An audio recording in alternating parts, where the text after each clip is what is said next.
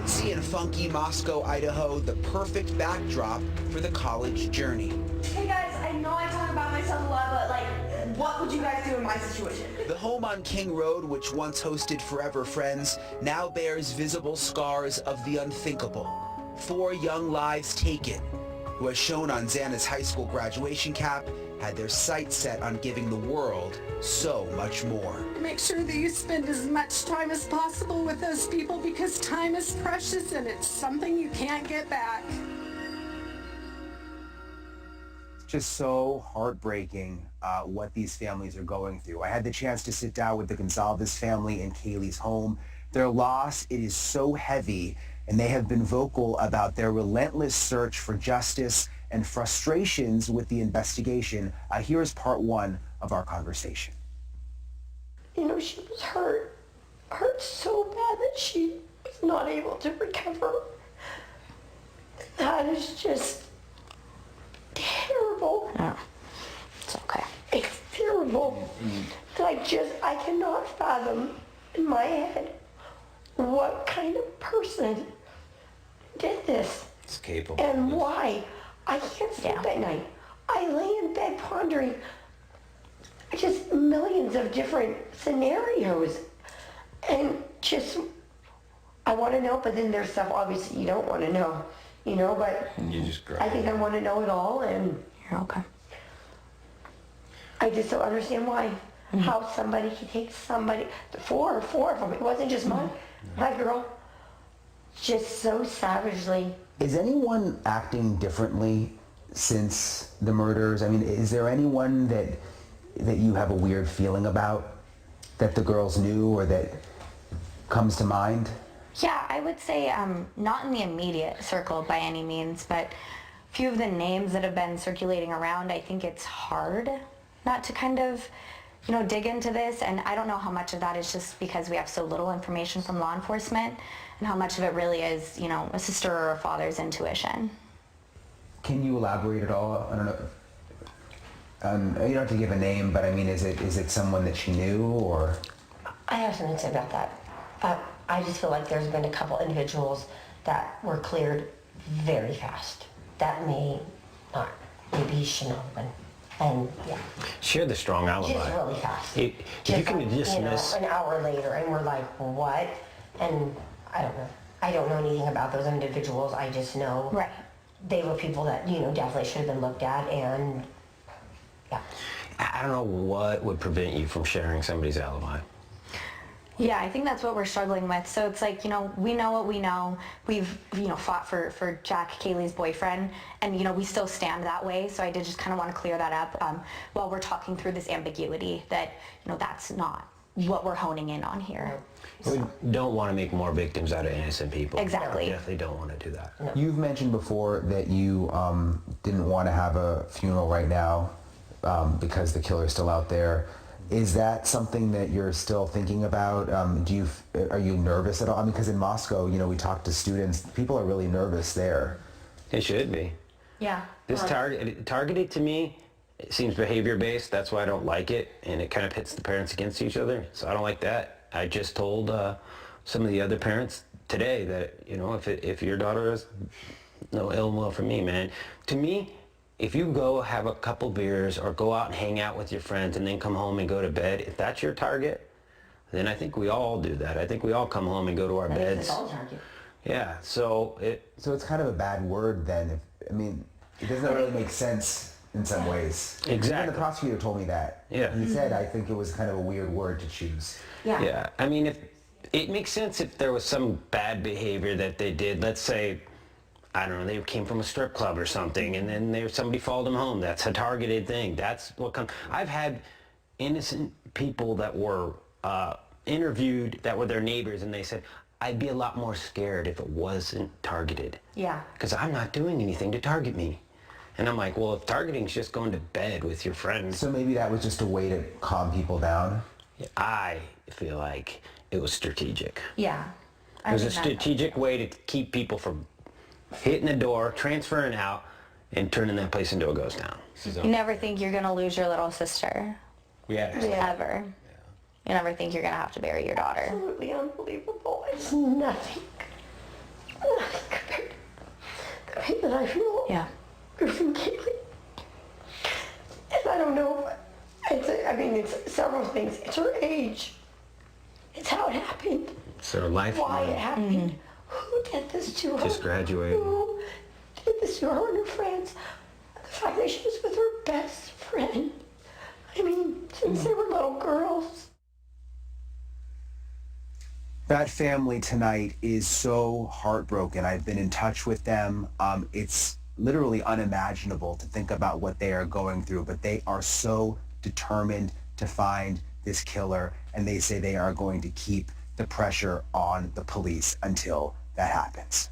Okay, coming up, we're going to talk more about that breaking news that we learned about just tonight about the condition of the bodies. We are live tonight from Moscow, Idaho. Up next, Xana's mom breaks her silence for the first time.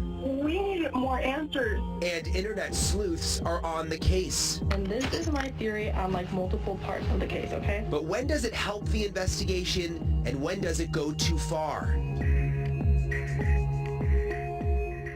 This is day 16, and it doesn't feel a whole lot different than day 1. Our senior national correspondent Brian Enton is our eyes and our ears in Moscow, Idaho. I'm really wondering if they're tight-lipped or if they really just don't have a clue. Are there persons of interest? I'm not aware of any single person. They died together in the same room, in the same bed. Just within the span of 24 hours, 2 entirely different stories. I'm Brian Enton, live in Moscow, Idaho tonight. The murder mystery has reignited the murder here. The online sleuthing community who gained notoriety during the search for Gabby Petito in 2021. We are talking about the armchair detectives, people who sift through social media looking for any possible clue. And in the vacuum of information from Moscow police, their voices are louder than ever. Here's News the Nation's Ashley Banfield. What we know is that 6 missed calls were made from Kaylee to Jack's phone, her ex-boyfriend. From the start, amateur investigators shared their theories on the Moscow, Idaho quadruple murders. The case has gripped the nation. People are craving as much information as possible, trying to put the pieces together themselves. I'm going to talk about these slayings in Moscow, Idaho. I'm wondering if it was a friend, not one of the roommates. This is just as pretty much everybody talking about this case, pure speculation. Partly fueled by a lack of information from the police. Everybody has an opinion and they want to come out and say it. And so what that does is that detracts from the public's ability to trust the information that's out there. Police have always had to work around rumors. They sift through leads, discarding the hoaxes and the hearsay to try to get to the credible tips. But the sheer volume of tips in this case could take a toll on police resources. But they could also crack the case. Nearly 500 digital media tips have come in to an FBI page dedicated to the case. The Moscow police are on rumor control, both on their website and during their news conferences. Often, the rumors get started on social media. Okay, I have no qualifications to be speaking on the Idaho murders other than the fact that I just have been keeping up with them, and this is my theory on multiple parts of the case, okay? Social media sites seizing the moment, setting algorithms to gain traction on the Idaho case. TikTok posts with the hashtag Idaho Murders have more than 90 million views. Reddit forums with 27,000 members, and private Facebook groups, each with tens of thousands of people, are all talking about the Idaho murders and are ripe with wild speculation, many delving into Kaylee, Xana, Madison, and Ethan's own social media accounts. But these crowdsourced investigations can also ruin lives as they track down so-called suspects on their own. First, it was the young man in the hoodie seen at the food truck in a video that surfaced days after the murders. Police were flooded with questions about who he was. I think a lot of people were curious about that person. We were able to identify him. Police have since cleared that man, but online sleuths soon turned their attention to a new suspect, a neighbor of the victims named Jeremy Reagan. He's a third-year law student at the University of Idaho and gave a TV interview about the comings and goings at the house where the kids were murdered. He admits that he'd given a nervous smile while talking about the crime. Some viewers took issue and made him a target. Soon he moved from target to suspect, and it was open season on the internet. People online have just been ruthless. They went through and gone through all of my social media history over the past decade, partly because of all the reports that the people had sent in about me and the interview I did. Reagan has spoken with the police and even volunteered his DNA. But when he didn't hear back from the officers, he simply went to the station himself and gave police a sample. But as amateur investigators continue to dig deep into his personal life, contacting his friends and his family, Jeremy is now so concerned that he carries a pistol for protection. Amateur detectives have had some success before. During the Gabby Petito case, social media hashtags exploded with billions of views. It was social media users that put many of the pieces together and gave police strong clues as to where to look.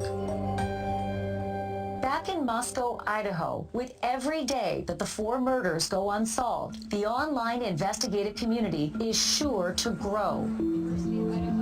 Each wanting to be the cyber sleuth that unlocks the mystery and solves the crime. But at what cost to the professional investigators and to the public?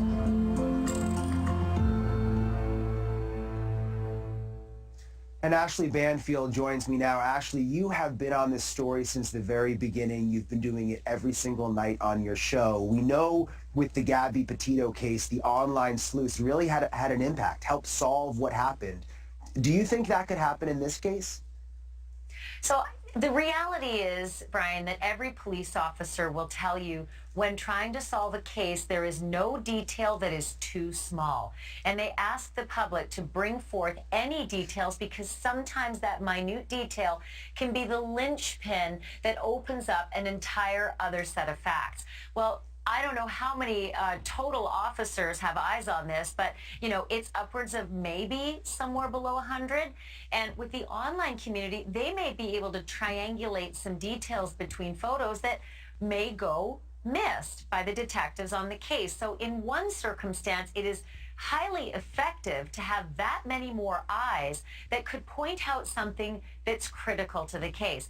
But as we just heard, it can also be detrimental, Brian, to Jeremy Reagan and people like him who all of a sudden become targets for attacks. And those attacks can be relentless. I will also say this, Brian, it is not as though an online community hasn't had incredible success before. You mentioned Gabby Petito. There was also a serial killer in Canada that the online community found before the police found him, and the police ignored them. So there are some lessons to be learned from that, and there are some things the community can actually help with in terms of investigation.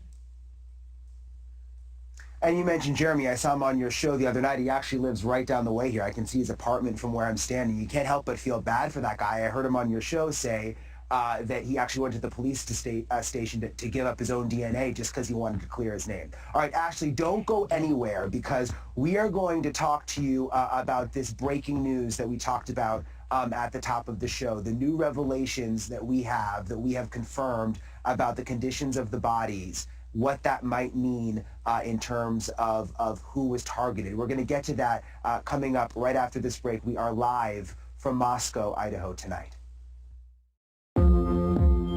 Still ahead, a confounding crime scene. How did a killer seemingly go in and out of the house without a trace? And reality is not always what you see on TV. We call it the CSI effect, that some people think, well, we should be able to do this. Our exclusive look inside the Idaho State Crime Lab. Bye-bye cough. Later chest congestion. Hello, 12 hours of relief. 12 hours?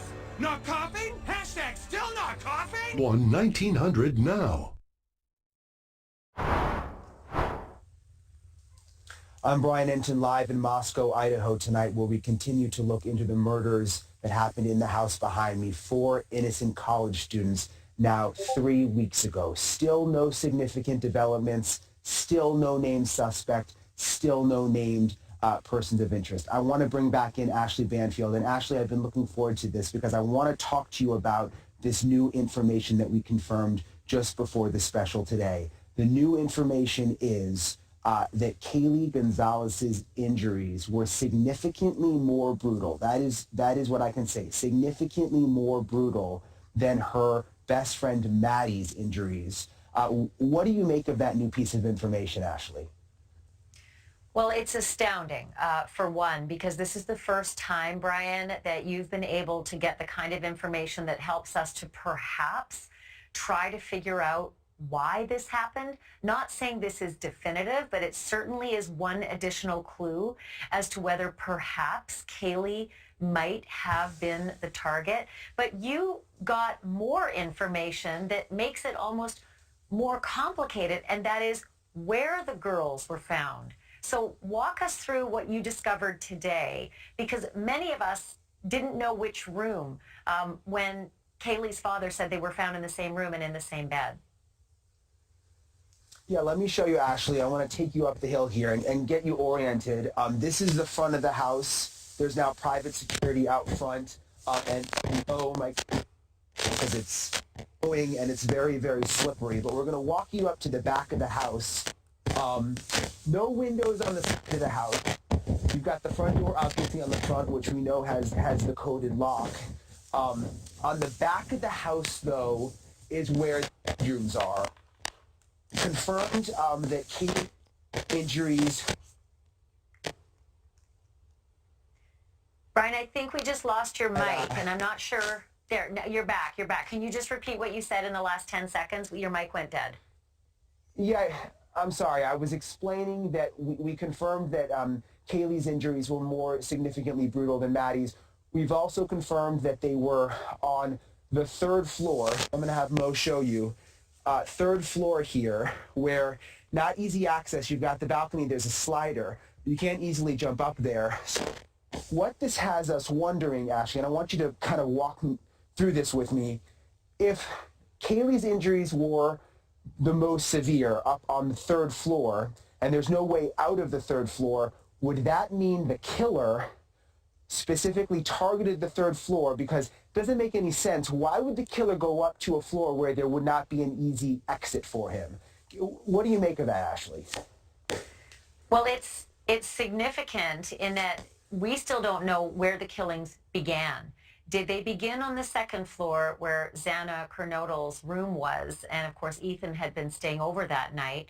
And we now know that that room was the room on the far side of the house. So not the side of the house that you're on right now, on the other side of the house at the front of the house. That's Xana and Ethan's.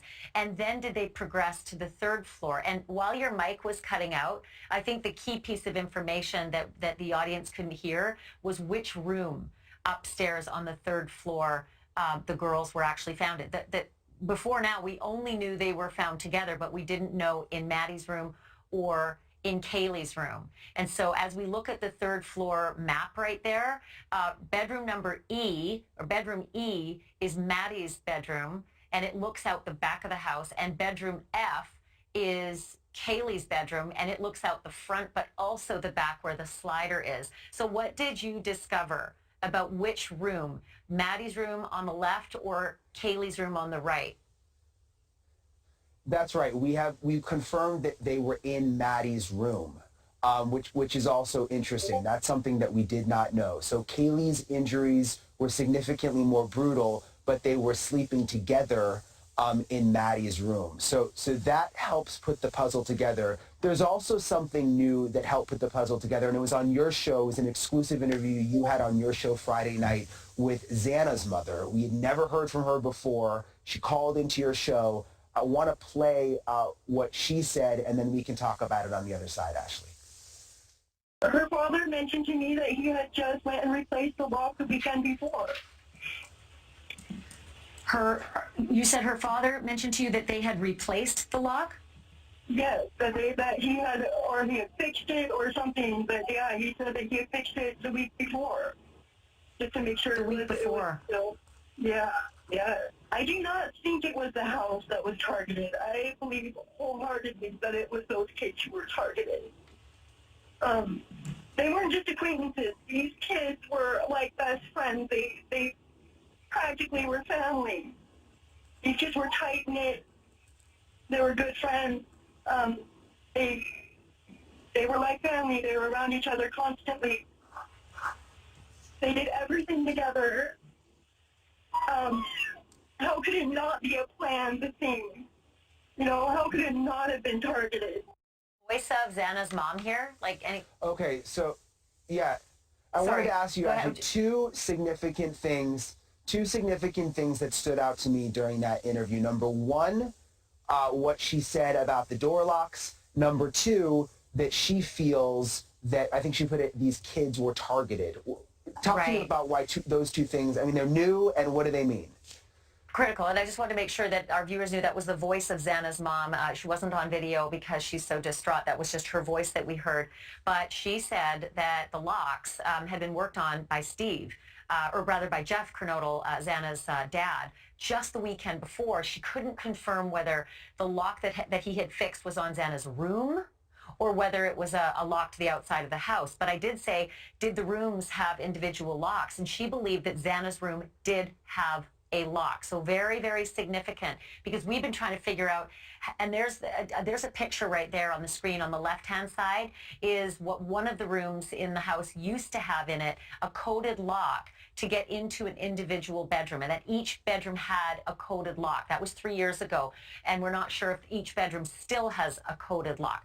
But it's critical because we've tried to figure out, how did the killer get in to a locked bedroom, and then how did the door perhaps get locked on the way out so that the roommates couldn't get in and thought someone was passed out on the other side? That's critical. But I also think it's very critical that she thinks that the target was the kids, not the home, and that it was someone they knew and trusted. And then one more thing, Brian, about the fact that the girls were found in Maddie's room and not Kaylee's room. I think it's important for our viewers to know that Kaylee was in the process of moving out. So it's possible that many of her things were scattered all over the bed, or the bed was in pieces or had no bedding, and that's why she might have been in her best friend's room. But if the killer went into Maddie's room and yet Kaylee had more injuries, and it's dark, it's the middle of the night, this complicates things even more, because if Kaylee was the target, then how would the killer know which one of the girls that was in Maddie's room if they were sleeping? Because they look a lot alike, and in the dark it would be very tricky to tell, and certainly it wasn't Kaylee's room. So very, very big find that you've discovered, but even more complicating. Yeah, certainly some big developments tonight that really help us piece together the story. Ashley, I know you've been covering this every single night on your show. You and I have been on the phone late at night discussing all of this, and we'll continue to do the same thing next week. Ashley, thanks so much for coming on tonight. You bet. Okay, we've still got a lot more to come. We are live in Moscow, Idaho tonight.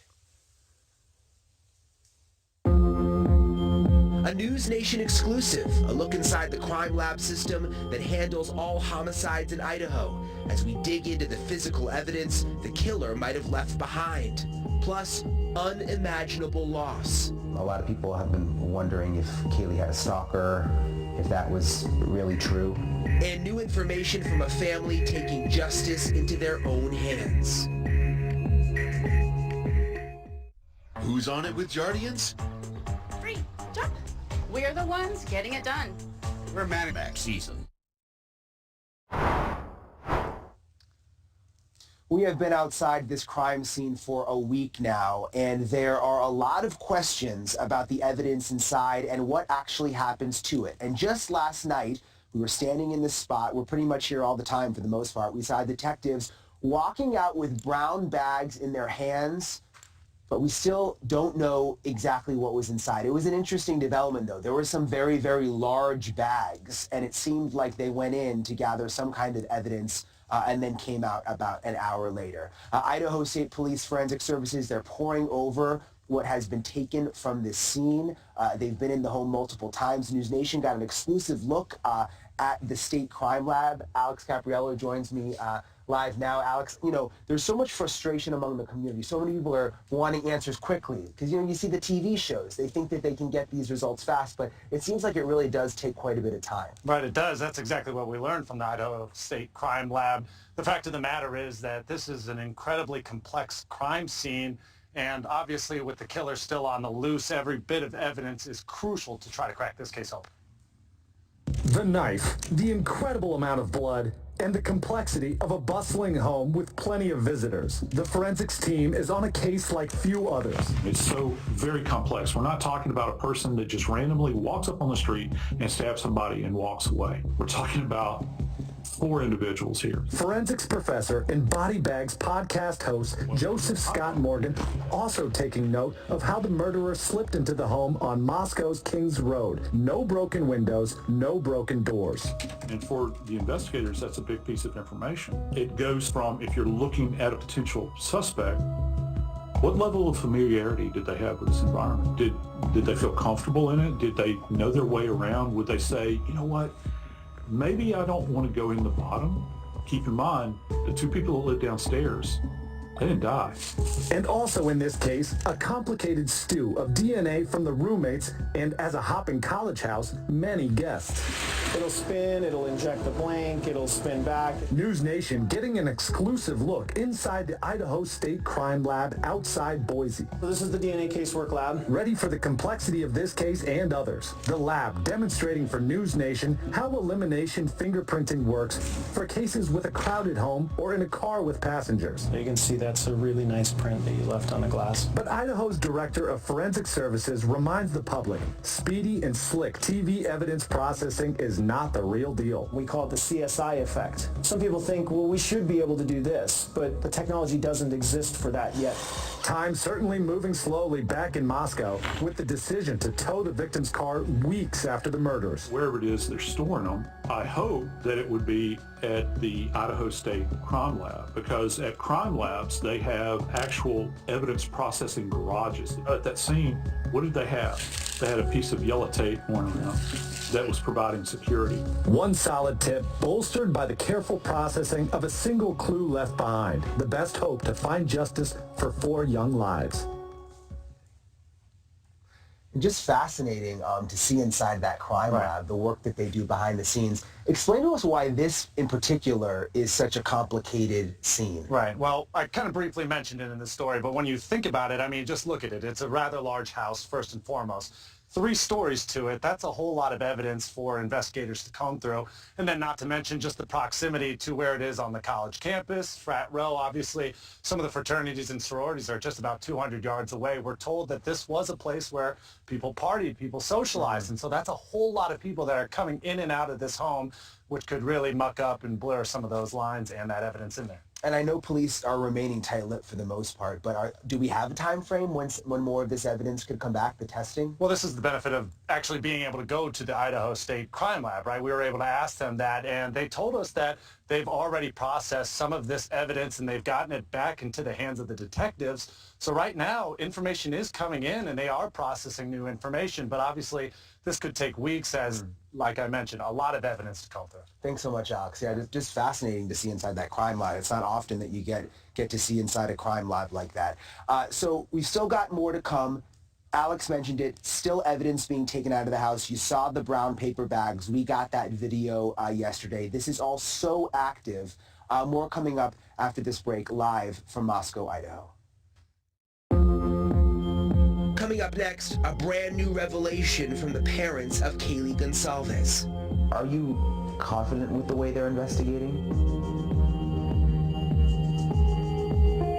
1900 now. Welcome back. There has been so much information floating around for the past several weeks about this case. Some of it is true, some of it has obviously been rumors, and a lot of the talk has been focused on whether Kaylee Goncalves may have actually had a stalker. I asked her family to clear that up. Can you talk a little more about, a lot of people have been wondering if Kaylee had a stalker, if that was really true? I said this, she's a pretty girl, her friends are really pretty, so them attracting attention was pretty common wherever they went.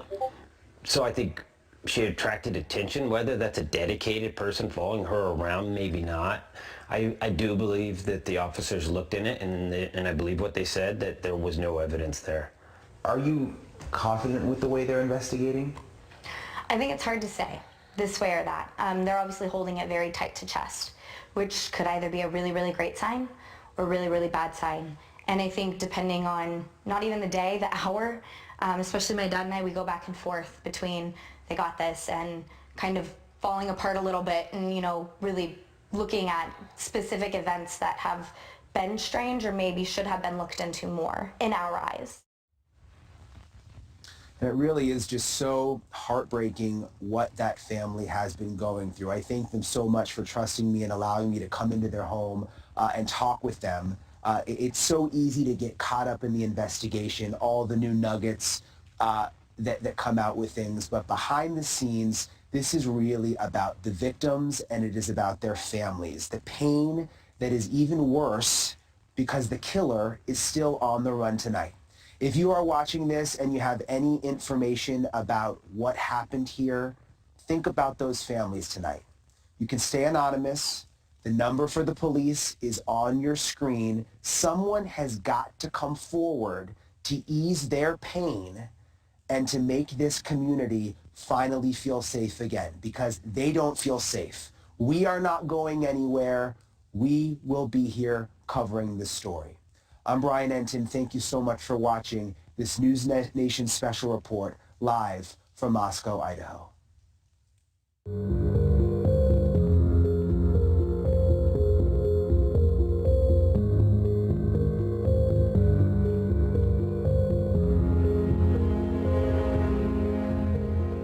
Mucinex Night Shift fights your worst nighttime symptoms so you can get to sleep and wake up ready to go. For answers as the killer evades police for a third week. They're saying the means of death between two of the students doesn't match. We are live on the ground in Moscow, Idaho. In a landmark move, Iran appearing to abolish the country's morality police. The death of a 22-year-old